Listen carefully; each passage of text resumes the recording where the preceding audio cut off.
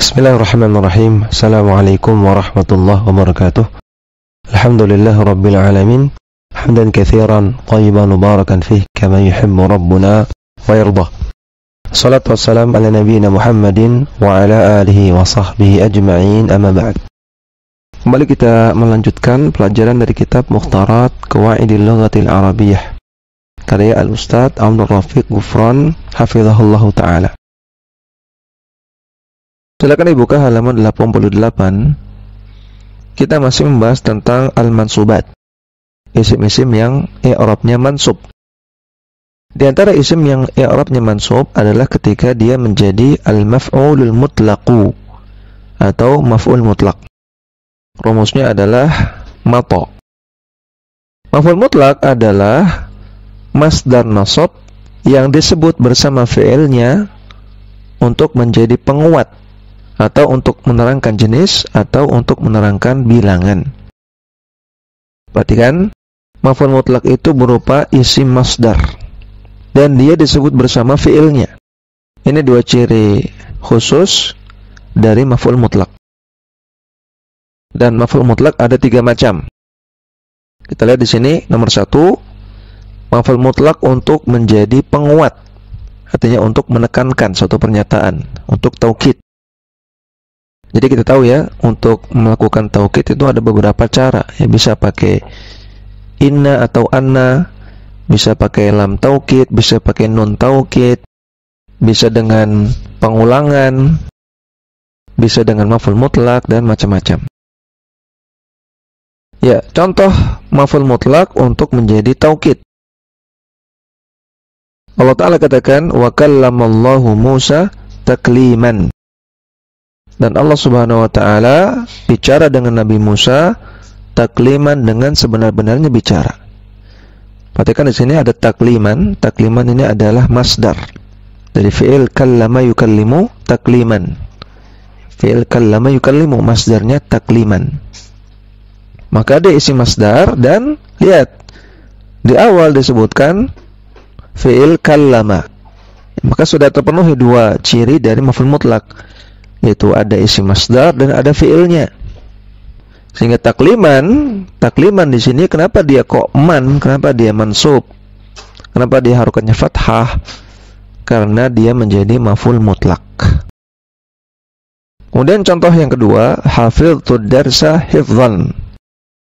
Aku telah menghafal pelajaran itu dengan sebenar-benarnya menghafal.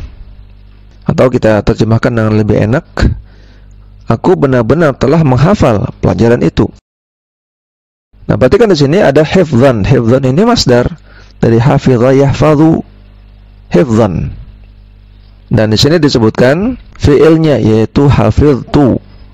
Ya, dari hafidha plus ana jadi hafidhtu. Berarti ada masdarnya, ada fiilnya. Sehingga hifdzan dia di sana mansub sebagai maf'ul mutlaq. Dan pada 2 contoh ini, maf'ul mutlaq di sini fungsinya sebagai penguat, sebagai taukid, untuk menekankan sebenar-benarnya, seperti itu. Maf'ul mutlaq yang kedua untuk menerangkan jenis, libayanin naw, menjelaskan jenis. Contohnya, sirtu sayran hasanan. Aku berjalan dengan cara berjalan yang baik.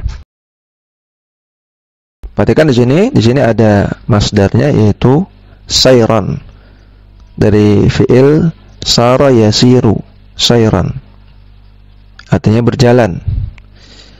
Kemudian disebutkan fi'ilnya, yaitu sirtu, dari kata-kata sara plus ana jadi sirtu.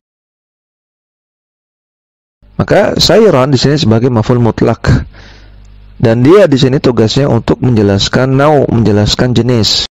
Bahwasanya jenis jalan yang dia lakukan adalah jalan yang baik. Contoh yang kedua, darabatul kalba darban syadidan. Aku telah memukul anjing itu dengan pukulan yang keras. Di sini ada darban itu masdar, dan disebutkan fiilnya, yaitu darabtu. Dari kata-kata daraba plus ana, darabtu. Sehingga darban di sini sebagai maf'ul mutlaq, dia mansub, dan dia tugasnya di sini sebagai penjelas dari jenis pukulannya. Aku memukul.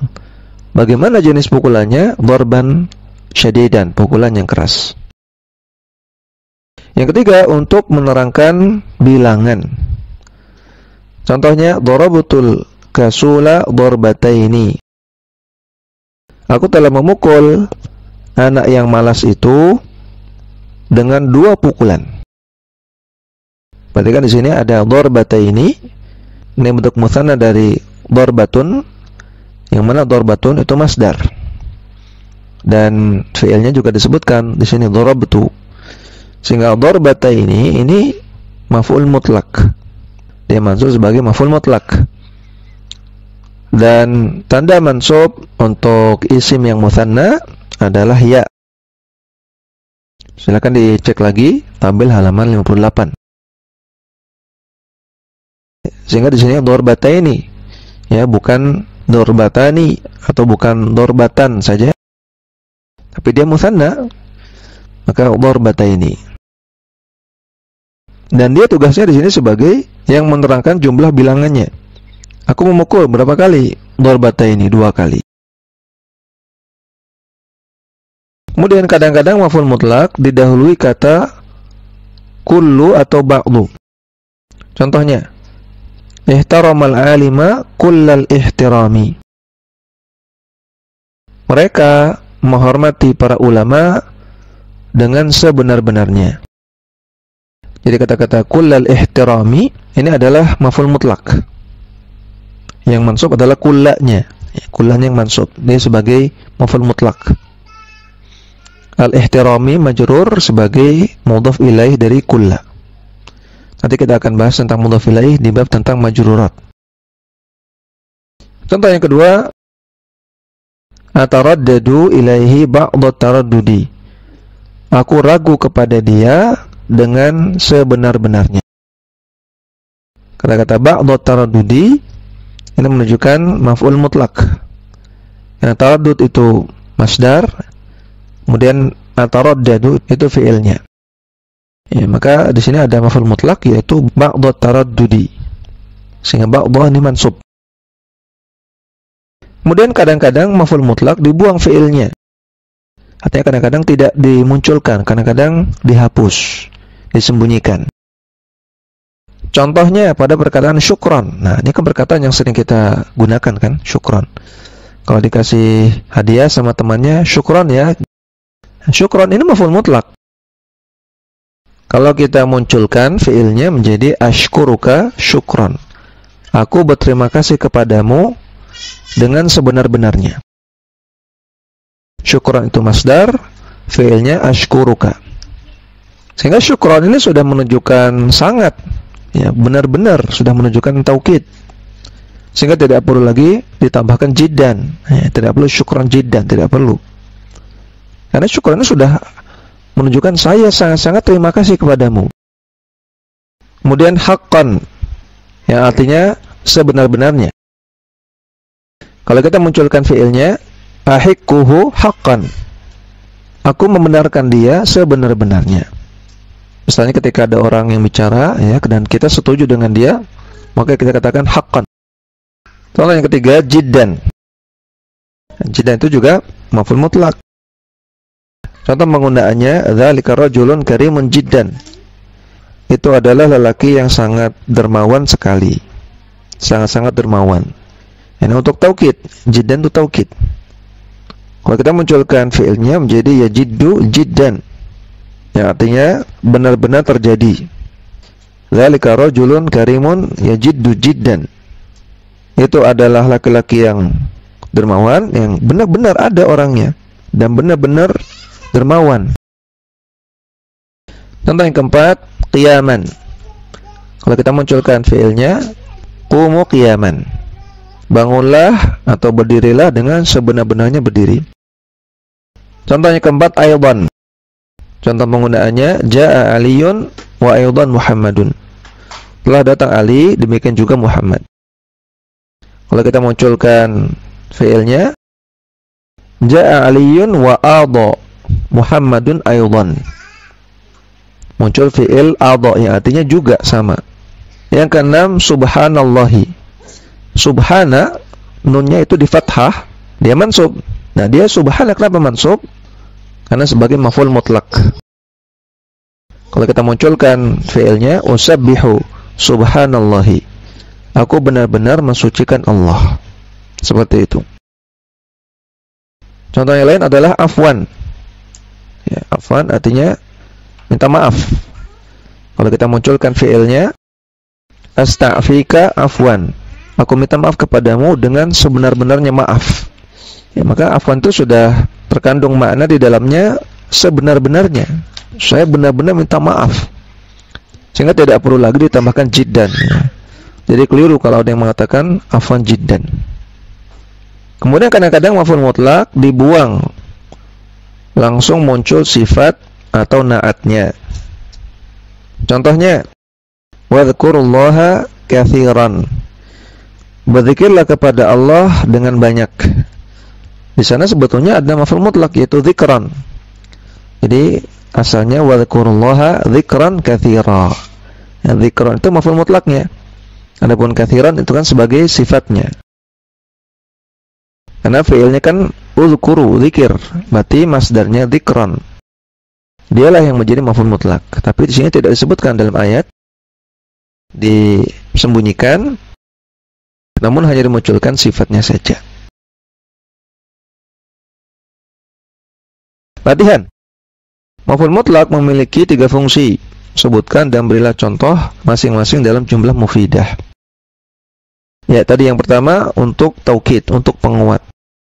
Contohnya, darabtuhu darban, saya telah memukul dia dengan sebenar-benarnya pukulan. Contoh yang kedua untuk menerangkan nau', menerangkan jenis. Misalnya, jalastu jilsatal ulama, aku duduk dengan cara duduknya para ulama. Contoh yang ketiga untuk menjelaskan adat, untuk menjelaskan bilangan. Contohnya misalnya, syaribtul ma'a syurbatan, aku minum air 1 teguk. Nomor 2, kapan maf'ul mutlak bisa dibuang fiilnya? Itu jawabannya ketika maf'ul mutlaknya zahirah, dia muncul, ya, tidak disembunyikan. Jadi yang disembunyikan salah satunya saja, fiilnya atau maf'ul mutlaknya, nggak bisa dua-duanya disembunyikan, ya. Dan kalau fiilnya disembunyikan, maka maf'ul mutlaknya dimunculkan zahirah. Contohnya tadi syukran, afwan, aidan. Nah, ini kan semua muncul maf'ul mutlaknya. Yang ketiga, masukkan kata berikut dalam 3 jumlah mufidah sebagai maf'ul mutlak dengan 3 fungsi yang berbeda. Saya ambil kata yang pertama, yaitu ta'allumun. Contoh maf'ul mutlak untuk penguat, misalnya ta'allama Ahmadu fil ma'hadi ta'alluman. Si Ahmad telah belajar di ma'had dengan sebenar-benarnya. Yang kedua, menerangkan jenis. Ta'allama Amirun ta'allumal kasul. Si Amir telah belajar dengan cara belajarnya orang yang malas. Kemudian yang ketiga, untuk menerangkan bilangan. Misalnya, ta'allamtu al-maf'ul al-mutlaqa ta'allumatin walam afham. Aku telah belajar tentang maf'ul mutlak berkali-kali, tapi tetap tidak paham. Silakan untuk contoh yang kedua, musa'adatun, dan juga soal nomor 4, para santri untuk mengerjakannya sendiri.